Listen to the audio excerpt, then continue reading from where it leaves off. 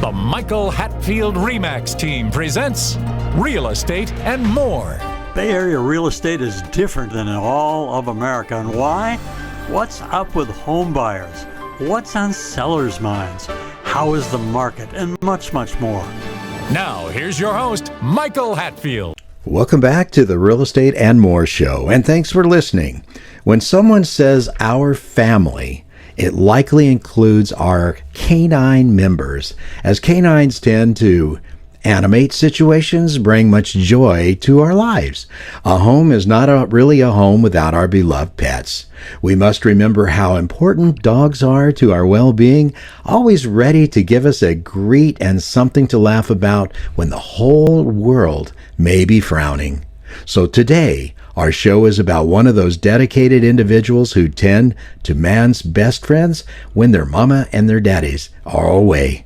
This morning, I have a lady who is very familiar with dogs, works with them every day, as a matter of fact, and may be more effective in making them mind than we can our own children.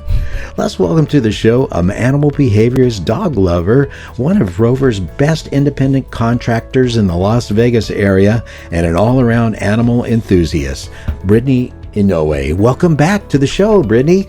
Hi, thank you for having me. Absolutely. I know that you went actually from being in veterinary type medicine and behavior to going to the big animal, which is human beings. Mm-hmm. Whatever in the world caused you to do that? Well, as a child, I always wanted to be a veterinarian, but becoming a veterinarian is quite hard. And what I realized is I didn't want to be doing surgery on animals. I just wanted to interact with animals and help people understand their animals.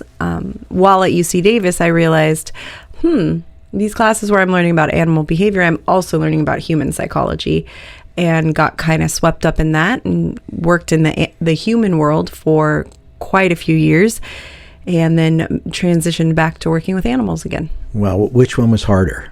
They're all hard, but humans are quite hard. I noticed a lot of people call you when we're around to find out, well, what should I do? My doggy did this.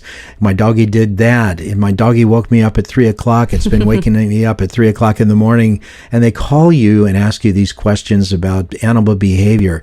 And I also know that you have veterinary background. You worked for a vet for a number of years, and you saw a lot of the intakes and the patients that ended up at that veterinary place.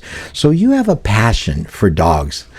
Cats too, I know. Yes, but definitely. But more about dogs. Where did you get that passion? And can you not fill us in on that? Yeah. So dogs are incredible creatures. And I think learning as a child about how there's no other animal that can be used for search and rescue, for being a service animal, for working, even in airports. You look around, dogs are the only other species that are working alongside humans in a diverse amount of environments. And I think that that's really an incredible aspect of dogs, is that their desire to work with humans is higher than I believe any other species. Yes, cats are amazing too, but you're not going to see a cat taking down a bad guy, or a cat, well, maybe, but you're not going to see a cat working to help guide somebody across the street. I've always thought that I like the dogs better because they normally don't talk back to you the way that children do, but Yes. that's not necessarily the case. We have a German Shepherd, Nancy and I, and he likes to talk back at times. If he doesn't want to do what you ask him, he will definitely let you know. Do you find that is the case most of the time? Yes. Or my Berner mix, my Bernese Mountain Dog mix, likes to pretend she doesn't hear you. So if you're asking her to do something, she may look you dead in the eye and just turn her head. Like, if I don't see you, I can't hear you. Okay, why animal behavior? Why did you choose animal behavior? I know you touched on it, that you'd rather be dealing with the mental aspects of an animal as opposed to doing surgery on one. I think you would find reward either which way. Would you not? Yeah, I think for me, the biggest catalyst for just behavior in general, understanding behavior, psychology, all of that, was due to having an animal, a dog that was a 1 in a million situation where they actually were born with something wrong with their head, and the process of trying to figure out how to help them live safely with humans, introduced me to this whole concept of animal behavior, dog behavior, working with canine psychologists, things like that, to try to put the pieces together and figure out what was going on with her and if she could live safely with humans. Unfortunately, she was not able to, but we did all we could for her, and we learned a lot from that situation. And it just really encouraged me to keep working with dogs and try to figure out how to help them. Because most of the time you have a dog that makes a poor choice, there's a reason behind that. And if you can address that and figure it out and problem solve it and set up the environment a little bit different, you can help that dog relearn how to be in those situations safely.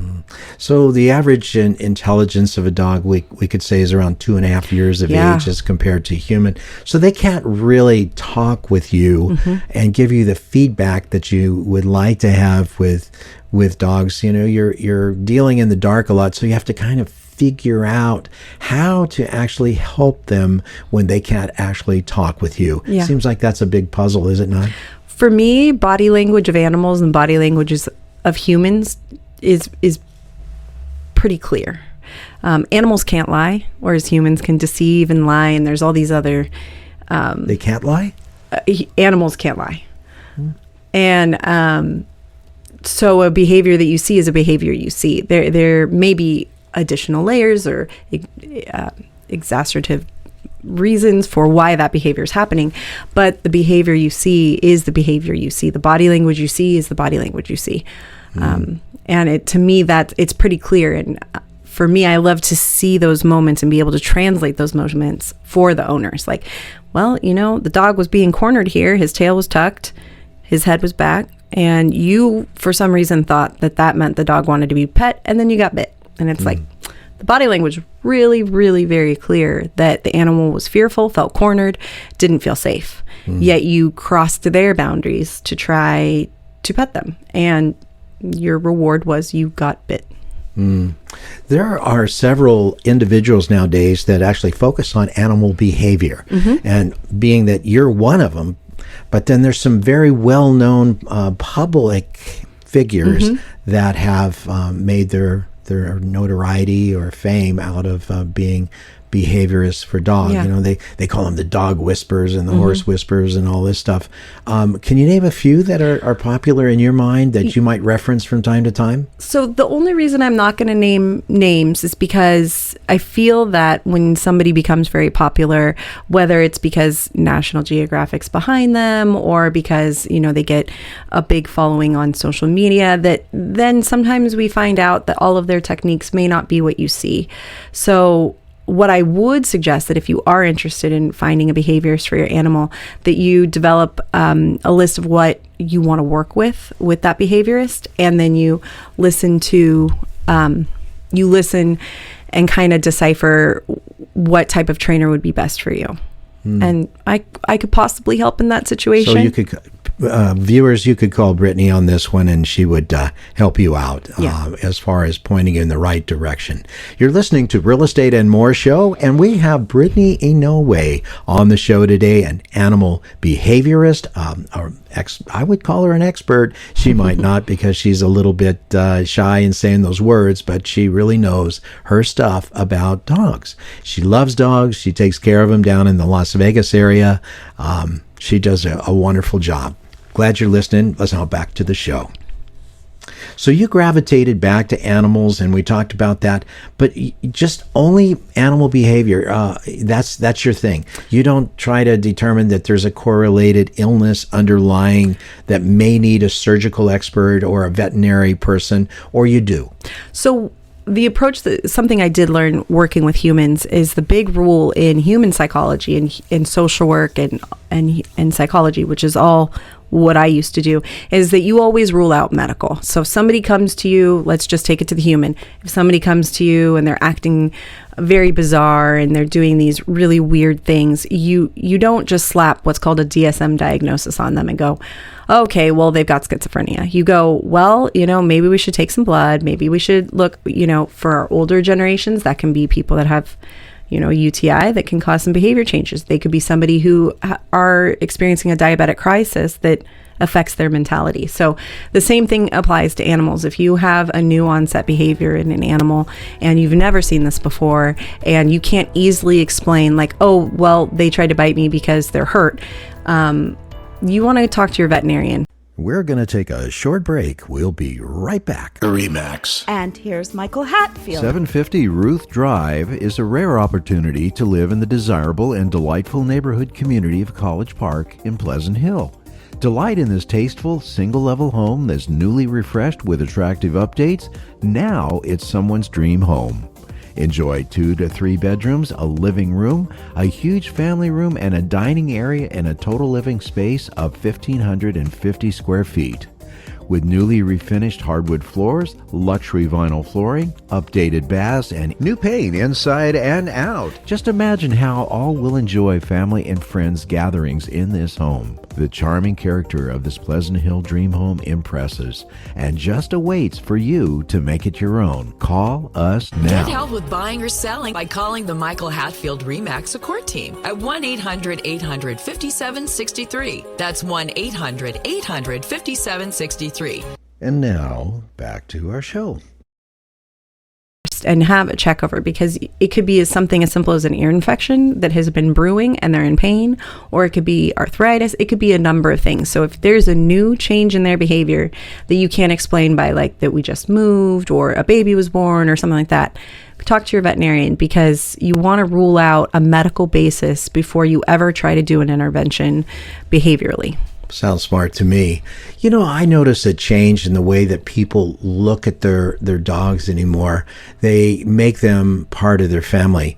And thus, many of the veterinarians are taking it much more professionally than they used to be in the past. And, you know, I have to recommend folks, if you have a dog, you might want to get pet insurance, because it helps if you try to maintain your puppy at the level that you would like him to be as a family member. Because, you know, if you lose a family member as a puppy, it hurts. I have people tell me all the time, you know, I had the best puppy ever and I love that dog. I had him for 15 years and then it hurts so bad when they leave you that they no longer want to have all of the love for that 15 years. And really, it's really not the way to look at it.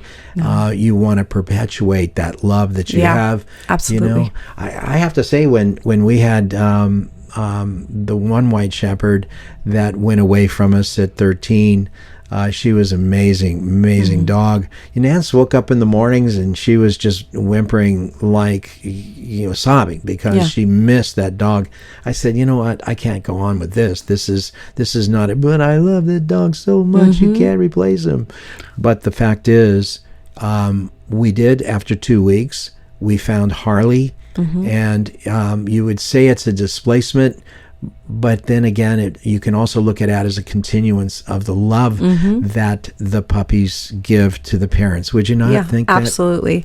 I myself have lost what I've called as my soul dogs. And sometimes it's been months before I can look at another dog as bringing into my home. And then sometimes it's like the house is just too empty. And what I've realized is that you can grieve and start to love a new little furry friend at the same time. Just because you get a new little pup or a kitten or something and you've lost your other best friend, it doesn't take the grief away. You're still going to have that grief. And as long as you're being honest with yourself, saying, yeah, I miss Piper, I miss Mika, or I miss so-and-so, but I really still want to have a furry family member, then you go ahead and you do that. But you will still experience sadness. But having a new little friend will definitely give your heart something to share that love with. Right. In the introduction, I alluded to the fact that, you know, these dogs come to you. You might have only been gone for maybe 5 minutes, and then you come back home and they greet you like you've been gone for 3 years. Yeah. And they give you a wonderful feeling of love that it's hard to find anywhere. Yeah, absolutely. It's pure. There's no motivations except that they just want to be with you. Wow. So if you help people to have dogs that that are well trained, that do what they need to do. Isn't that expensive? It can be, yes. For my services that I offer in Vegas, I have pretty flat rates. When I do my sitter like daycare care provisions for animals, I have people that charge or pay me quite a lot. Depends on how many animals they have, that type of thing. But there is room for working with people that are in really hard situations. Yeah. I know with Nancy and I, we say we only want to work with nice people. We actually interview people, and occasionally we won't take a client because we want a team and we want to work together and have that feeling of working together to accomplish the goal. Yeah. And when a dog has some type of a behavior issue, you want the mamas and the daddies of the doctor, the dog, to help you out and be part of the effort and to make things happen. Same way with real estate. We feel the same thing too. So. And that's honestly one of the reasons I left working with humans, because you would go into these situations to try to help, and you have this experience, you've seen these things, you kind of have an idea of what's going on, and you want to work with the humans involved and guide them. But there's so many barriers. And the hardest personality, I guess, to deal with is the personality where somebody just kind of throws either their kid or their dog at you and says, well, fix it. It's like, well, that's not quite how it works, because things change because there's a relationship. So I'm never going to be able to change somebody's dog solely on my own. But if I work with you, the owner, the parent, and you start implementing those changes will be bigger. Bigger, better, more permanent, because the dog wants to please you. Dog doesn't really care about me. They want to please you. And that's the same thing with humans. The interesting thing that I learned was that the type of dog may require a different type of training. Absolutely. There are several different places that you can go to get dog training, and they'll give you the basic, how to teach them to sit up, to lie down, to stand, to shake, to do these kind of things.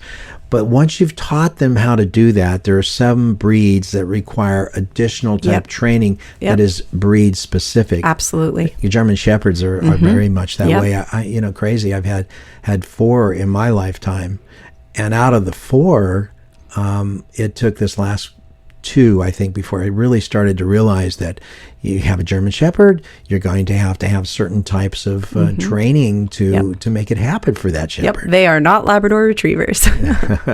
Now, you mentioned Labrador Retrievers. Tell us about them. So, Labrador Retrievers, they can be known as kind of like your silly, goofy dogs. And there's not a lot that all the dog trainers out there and behaviorists agree on, but they say if you are looking specifically for a specific breed for your family, and you maybe have never had a dog before, whether you go to a shelter or a reputable, ethical breeder, they always suggest you start with a Labrador Retriever, because of the dog world, these dogs just want to please you. They want to be with you.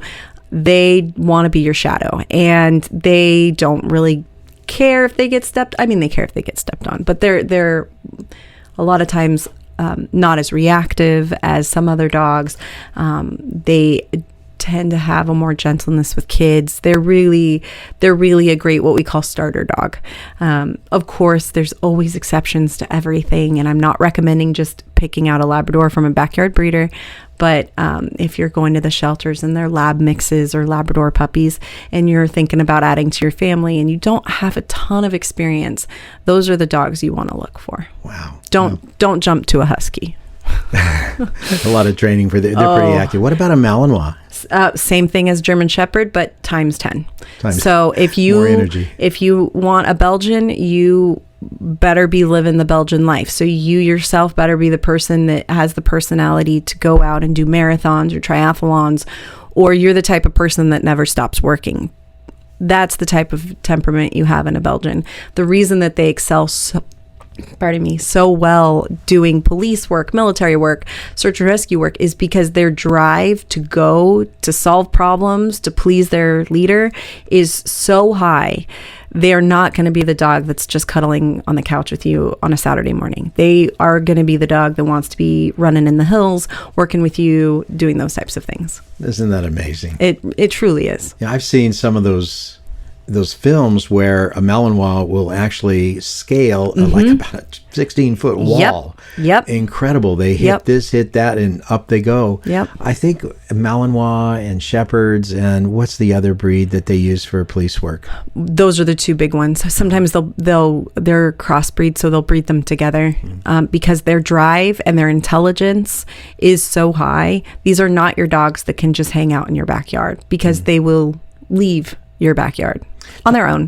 What about the training for a Malinois or a German Shepherd to become a police dog? Quite a bit different than intense. What you do. Yes, right? Absolutely. So those are, they actually have organizations that do that. Yes, there is some in-home like training of like how to be with humans, but a lot of it is they specifically temperament test these dogs as puppies. And it's amazing to me.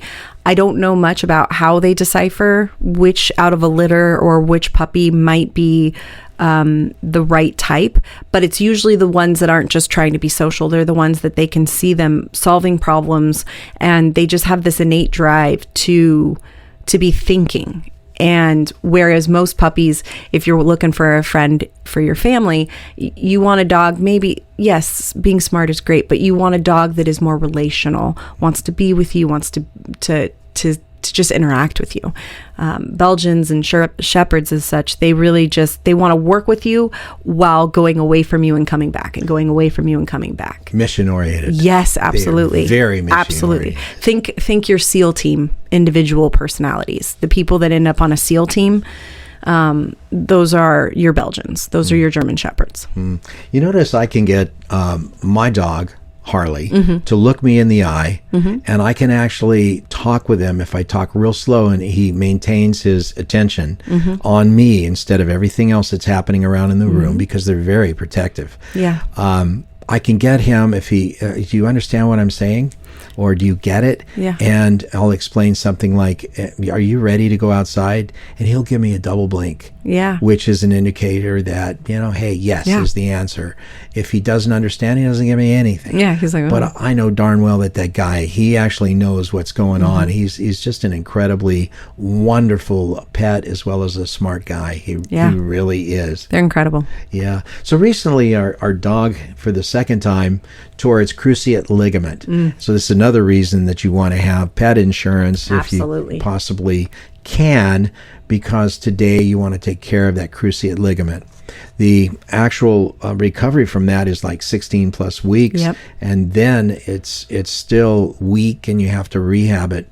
There are actually rehab facilities now for canines where they have them walk in a water, which is up to the bottom, their withers, I guess you would call it, and they'll walk in there and they'll prance because the water causes them to lift their leg and to help develop it again back to the strength that it was prior to the accident and the surgery, and then they motivate them and bribe them a little bit with peanut butter. Have you seen that happen? Yeah, I have. Treadmill. Yeah, we do. We actually have I believe 1 or 2 facilities in Vegas. I've had a couple of clients take their dogs there for rehab. It actually works pretty well with Harley. So I've been really interested in seeing him recover that way. So with your long-term involvement with dogs, are you considering authoring a book on helping others, just to help other people that possess dogs and love dogs as much as you do? It is on the to-do list. It is on the plans for my life. It's a little bit busy right now in this season of my life. Oh, you have children. Yes, I do. You have the real dogs. And 2 children, 2 dogs, cat, a hamster, husband.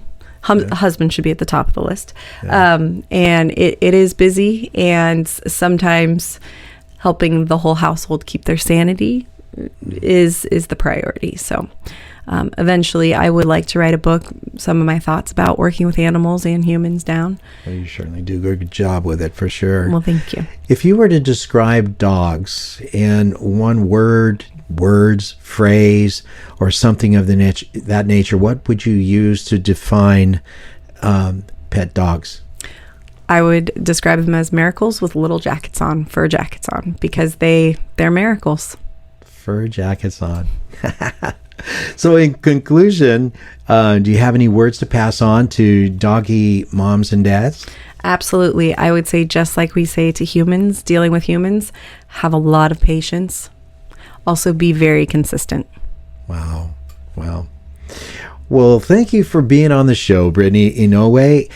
Folks, if you're ever in Las Vegas and you need to know more about Rover services and more about your doggy, give us a call, 925-322-7775, and we'll connect you up with Miss Inouye. And she's just an amazing lady. She loves pups, and she really puts her heart into it. So I hope you've enjoyed our show this morning with Brittany, animal behaviorist, animal lover, Rover contractor, and all-around knowledgeable dog person. I appreciate Brittany coming back on the show. It's the second time around, and talking about her dogs being family members as well. You've been listening to the Real Estate and More show, and we have been talking about man or women's best friend. Next week, I hope that you tune in and just have a blessed week between now and then. Thank you for being on the show, Brittany. Thank you for having me. Please remember to go to our new YouTube handle, My Real Talk Show. That's My Real Talk Show at youtube.com, and touch that subscribe button. You can also find past aired shows at our handle, My Real Talk Show, on youtube.com.